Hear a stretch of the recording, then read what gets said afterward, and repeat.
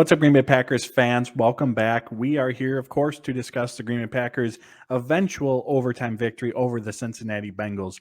My name is Paul Brettel. I'm the site editor over at Dairyland Express, where we cover the Packers, Brewers, Bucks, and Badgers.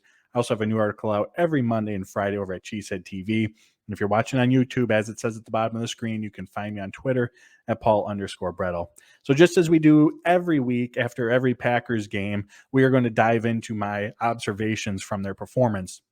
Have this article up over at Dairyland Express. I also have my Behind the Numbers series over at Cheesehead TV, which again, from a different perspective, a more numbers perspective, takes a look at the Green Bay Packers previous game. So check out both of those articles. But today I have 13 observations for us to dive into. So let's get started. First up, the cornerbacks. No Jair Alexander against a very young, talented Cincinnati Bengals offense led by Joe Burrow, Jamar Chase, a receiver, Tyler Boyd, T. Higgins. In a very explosive offense. I wrote about this last week. They came into this game 6th in the explosive pass play rate, according to Sharp Football. But credit to those Green Bay Packers cornerbacks without Jair Alexander. They held up pretty well, to say the least. Kevin King, Chandon Sullivan, they allowed only 28 combined receiving yards. T. Higgins, Tyler Boyd, they had just 56 total receiving yards. And I discussed it a little bit in an article leading up to the game, but I didn't feel it was touched on much throughout the week. Is the matchup between Tyler Boyd in the slot and Chandon Sullivan. That was one to put it simply, scared me. Sullivan's taken his lumps this year, to put it simply. Tyler Boyd is a yak monster with the ball in his hands, but credit to Sullivan, this defense, Kevin King, they were able to hold up very well against the Cincinnati passing attack. Jamar Chase, he still got his own. You know, he had that big reception before halftime that really put the Bengals back into the game. Matched up on Eric Stokes specifically, had 4 receptions for 82 yards. At some point, we just should have known or expected that Jamar Chase is going to put up some numbers. He's just that good. And when Eric Stokes is shadowing him for a whole game, even if Stokes is playing at a high level, chances are Jamar Chase is going to find some level of success. But I thought that Stokes, as the headline in the article says, held up well. 4 receptions, 82 yards, as I said, but he was there to contest those receptions. And I think that's such a big part of what Eric Stokes does. He's always around the ball. Even on receptions that he gives up, he is there to at least try to contest it. And I think that says a lot about his ability. He also had that nice play where his speed, that 4.25 speed of his, showed up. Chase beat him right off the line. Stokes used that speed of his to get back in position, did not panic, watched Chase throw his hands up. That's when he reacted on the ball. Just a beautiful play. So I know the numbers for Jamar Chase, they're pretty staggering. It was a good day for him.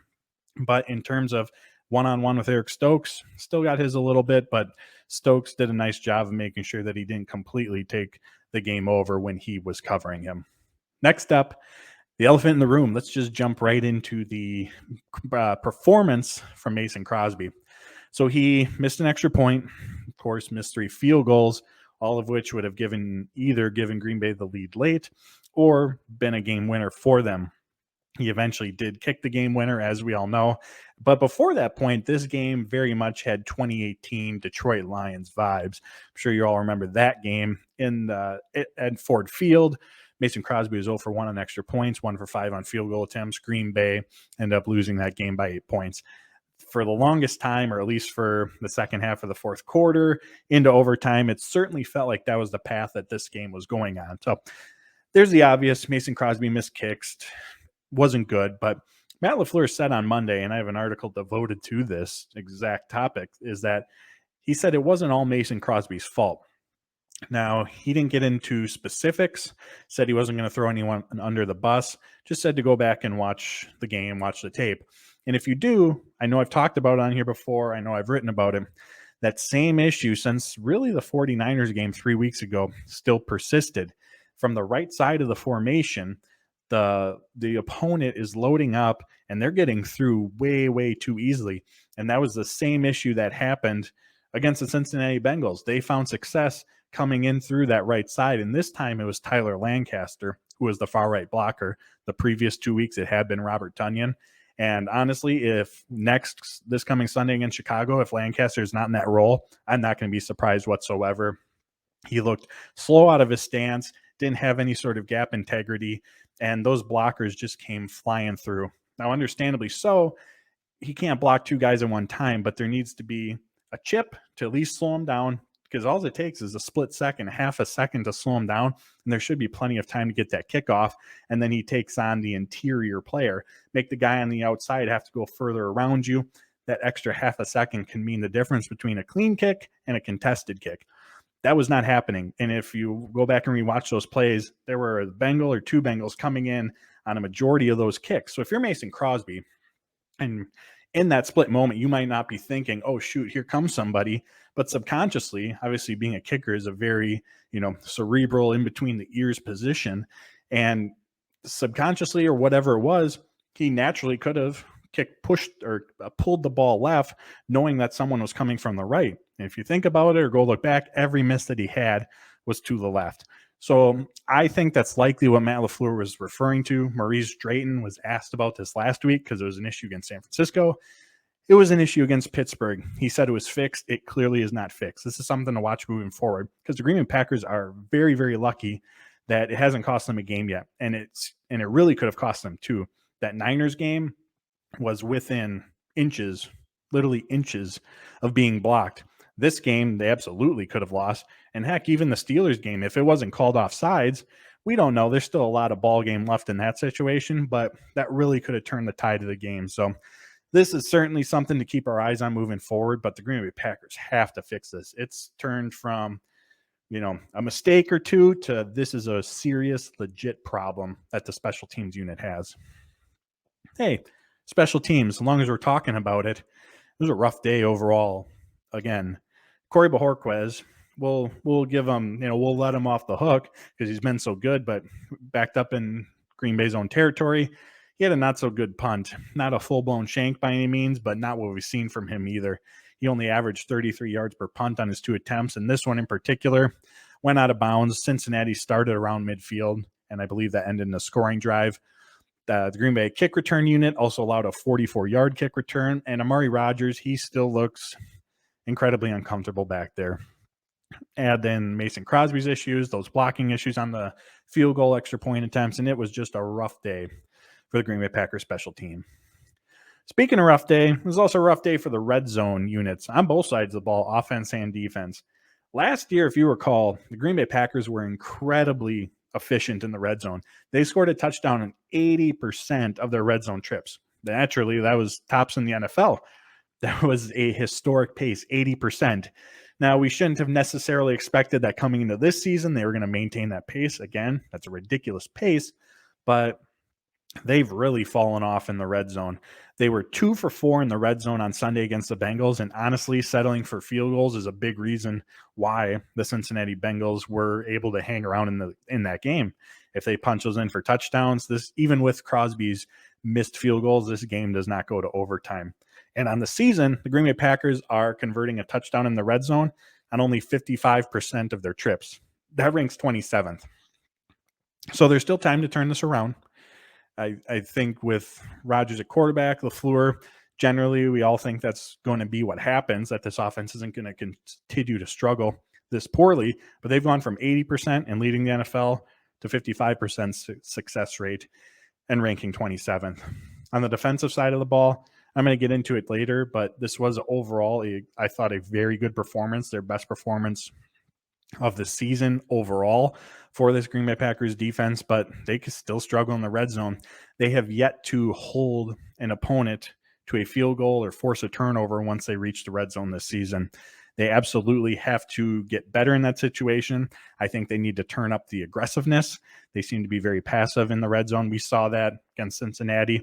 Some very easy completions, short dink and dunk, basically allowing the Bengals, once they're in the 20, to move easily towards the goal line. So it was a very rough game from a red zone perspective for this Green Bay Packers team. Next up, some head-scratching play calling by Matt LaFleur. So the start of this game seemed very disjointed. The passing game specifically, there was no rhythm. Rodgers was back to his holding onto the ball. There are several, if you go back and watch, easy completions that he passed up. That deep pass down the left sidelines to Robert Tonyan. He had a easy completion and a very, very likely first down pickup had he just dumped it off to Aaron Jones. There was another one across the middle to Allen Lazard that he passed up for a deep ball opportunity. And he was just holding on to the ball. It looked very, like I said, disjointed. There was no rhythm whatsoever. Fast forward to the latter part of the game, there was that 59-yard pass to Devonte Adams. Then there was the 57-yard run by Aaron Jones. And then in overtime, the interception by Devondre Campbell. And in all three of those instances, the play calling, once Green Bay was in scoring position, became very conservative, very vanilla. I mean, after that Devonte Adams completion, it was 2 runs to A.J. Dillon, just, straight up the center guard. And of course, we've talked about it on here. The run game's important. I'm happy to see them running the ball, but that was just very bland play calling, especially against a defense and a defensive front that's been very good at stopping the run this season. And it was very good against stopping the run on Sunday against Green Bay. And so overall, the play calling in those situations was not Matt LaFleur's finest whatsoever. Now, I will say the offense, they put up 466 total yards. There were still some beautifully designed plays by Matt LaFleur. That one where Devonte Adams was running wide over the middle of the field. That's Matt LaFleur's play design, because obviously the defense wants to keep track of Devonte Adams. So Matt LaFleur just designed up a play that got Adams that kind of freedom. Again, beautifully drawn up. It's not to say that there wasn't any sort of success. And after those first few possessions of no rhythm, disjointed offense, they did, I feel, find their stride a little bit. But there again, they were popping in and out of it. This offense, this Green Bay Packers offense that we've seen through this point in the season, is not anywhere near at the level that we saw a year ago. So something to keep our eyes on moving forward, but there was just a lot of questionable play calls by Matt LaFleur, decision-making by Aaron Rodgers. Next up, and this one ties in, lack of a run game. Part of that disjointedness, lack of rhythm that I've discussed could have been that Green Bay just struggled to get the ball or to get the run game going. If we take away that big 57-yard run from Aaron Jones, him and A.J. Dillon averaged only 3.6 yards per carry. And I think that's a big reason why we saw those two have just 22 combined carries, whereas the previous 3 weeks, they had averaged almost 30 carries per game. And again, as I mentioned, Cincinnati's been very good against the run. They're a top 10 run defense entering this game. DJ Reader, BJ Hill in the middle. Not an easy unit to run against. And when your team is struggling, we need to remember that the other team gets paid to play as well. The Cincinnati Bengals defense was prepared. They brought it, and they were able to slow this Green Bay Packers run game. And tying it back to the last observation, I think that too played a part in just the overall inconsistency that we saw on the offensive side of the ball. Next up, Devonte Adams. I'll be honest, I only wrote a few sentences on this one because at this point, what else is there left to say about this man and the performances that he just keeps putting together? Defenses know he's getting the ball. They still can't stop him. 11 receptions, 206 yards, a touchdown. He is going to break some records this season. We'll keep that one short and sweet. Next, Green Bay Packers found a way to win. No Jair Alexander, no David Bakhtiari, no Elton Jenkins, no Zadarius Smith, no Josh Myers. They're playing a 3-1 football team on the road. It's not always going to be pretty. I know we always want to see our team, especially one of the Green Bay Packers caliber or the expectations that they have, we want to see them go in, take care of business, dominate, head on to the next week. But that's not always going to be the case. It's a long season. You're going to play good teams. You're going to struggle in your own. You're going to make mistakes. But good teams find ways to win when their backs are against the wall, they're dealing with injuries, they're not on their A game. And ultimately, that's what the Green Bay Packers did on Sunday. And that's what good teams do. It's not always going to be pretty, but when it's ugly, you need to find a way to win. And they did. Next up, the defense is improving. Now, if we flip through the stat sheet from this past week's game, I doubt that there's going to be anything dominant that stood out to you from their performance. But as I said earlier, I thought that they played well in all three phases. The defensive front, the linebackers, we already talked about the cornerbacks. In the second half specifically, the Cincinnati Bengals had 6 possessions. They only found the end zone one time. Green Bay was able to force 2 turnovers. They held the Bengals to about 33% conversion rate on their third down attempts. And it's not like the offense always put them in the best positions to succeed. Cornerbacks were playing well. Devondre Campbell, Chris Barnes at linebacker. Defensive front was getting a good push. Preston Smith, Rashawn Gary, also helpful in the run game. Overall, top to bottom, Just a very solid performance by the Green Bay Packers defense. Sticking with the defensive side of the ball, Kenny Clark got some help again, folks. We've now seen this for a few weeks in a row. Going back to the San Francisco game, it was Dean Lowry and Tyler Lancaster who played probably his best performance in, a long time, we'll say. Against the Pittsburgh Steelers, it was Kingsley Keke, had that strip sack, had a couple other pressures. He was actually Pro Football Focus highest graded defender for the Green Bay Packers that week. And then this game, it was Dean Lowry. He actually led the team in pressures, had 2 batted balls, a couple run stops. He was getting great push throughout the game. So we are starting to see, and it's early in the season, it's only been a few weeks, but we are starting to see some consistent help for Kenny Clark. And I wrote an article about this over at Dairyland Express that you can find. What that consistent help for Clark, there's the obvious, and that it's additional production, push up front for this entire defense. But what that does is if Joe Barry can rely on Lancaster, Lowry, Keke to get that kind of push in the middle of the defense, it allows him to move Kenny Clark around. I know I've written about this. I know I've talked about this, but that's one of the big differences in this defense versus Mike Pettine's. Kenny Clark primarily played nose tackle under Mike Pettin, and under Joe Barry, we've seen him more lined up in 4 technique out towards the tackles. According to Pro Football Focus, he has 75 snaps this season out towards the tackles. In 2020, he had 120 total snaps lined up there. In 2019, he had just 85. So we're seeing more of Clark away from the nose, and what that means is more one-on-one opportunities. So I don't think it's a coincidence that we've seen Clark have more one-on-one opportunities than what he's had in the past, and also him ranking as one of the better or more productive interior defenders this season in terms of pressures, in terms of run stops, his Pro Football Focus grade. There's a number of categories where he's up there towards the top echelon of interior defensive pass rushers, run stoppers. So that's a positive trickle-down effect of there being additional help. Moving forward, it doesn't matter who it is, whether it's Kingsley Keke, TJ Slayton's even had some nice reps as well, Dean Lowry, Tyler Lancaster, combination 2 of them, 3 of them, whatever it may be. It doesn't matter, just as long as someone is providing that additional push and production next to Kenny Clark. It just benefits the entire defense. A couple more. Now we'll switch the offensive side of the ball with the offensive line. I know I discussed how the run game had their issues, and they did against this good Bengals defensive front, but overall, all things considered, no Josh Myers, Elton Jenkins still out. So offensive line unit, again, held up well, especially in pass protection. Rodgers had pretty much all the time that he needed to go through his reads, progressions, extend plays, find the big play downfield. According to Pro Football Focus, he held onto the ball for an average of 2.9 seconds per play. In football terms, pass rush terms, that's a very long time for Rodgers to just sit back there. So the offensive line gave him plenty of time, opportunity, as I said, to go through his reads, progressions. They only gave up 9 pressures, just 2 sacks. Again, all things considered, it was a very good performance. Hopefully, Elton Jenkins is able to return. Hopefully, Josh Myers is able to return. And a week from now, doesn't mean he will, but a week from now, David Bakhtiari can return to practice. We'll see if he does. And once healthy, once those guys are back, this offensive line unit, LaFleur's going to have some tough decisions to make in terms of who's in, who's out, but this offensive line unit could go from good to very, very good very quickly. A.J. Dillon in the passing game.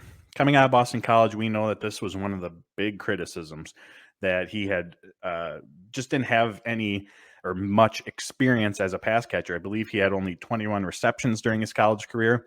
Brian Gutekunst, right after that 2020 NFL draft, he discussed how that was not a concern of the Green Bay Packers. One of their college scouts, the one who followed Dillon throughout his time at Boston College, raved about his pass catching ability, saying that just because you didn't see it in the game didn't mean that he wasn't working on it in practice or pregame warm-ups, and that's where they really saw it on display. And he was actually the second leading receiver on this Green Bay Packers team against the Bengals. After Devonte Adams, 206 yards, Dillon had 4 receptions for 49 yards, including a touchdown, showing that he can catch passes that are slightly off target. That touchdown that he scored, it was a high throw from Rodgers that he had to go up for. He's caught some that are a little behind him.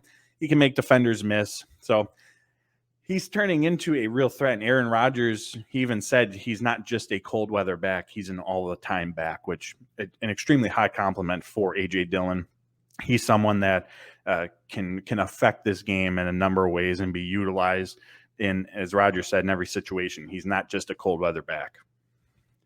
Lastly, final one, key players had big moments.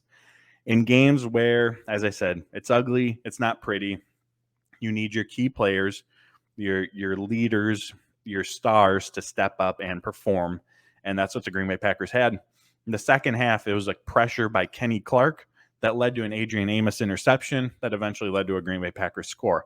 There was the Devonte Campbell interception in overtime. Adams had the monster game. Aaron Jones had the 57-yard run to put them in scoring position. Aaron Rodgers had 344 passing yards. Randall Cobb, Mr. Third Down, had that huge third down reception on 3rd and 16. Left them just inches short, but it put them in field goal range. And again, Mason Crosby, for all the issues that he had that game, he hit the game winner. And in the end, it doesn't matter what your wins and losses look like. Just remember, all that matters is what is the total in the win column, what is the total in the loss column. Green Bay Packers got the win, and a big reason why is because their stars, their leaders, their key players stepped up in big moments. So there you have it, folks. Those are my observations from this week's game. As always, I appreciate you tuning in. You can find my work at Dairyland Express and Cheesehead TV. You can find me on Twitter at Paul_Brettel. And if you're listening to the podcast, Packers Unrestricted, be sure to leave a 5-star review, a comment as well. It's greatly appreciated. So until next time, friends, take care, stay safe, and as always, go Pack Go.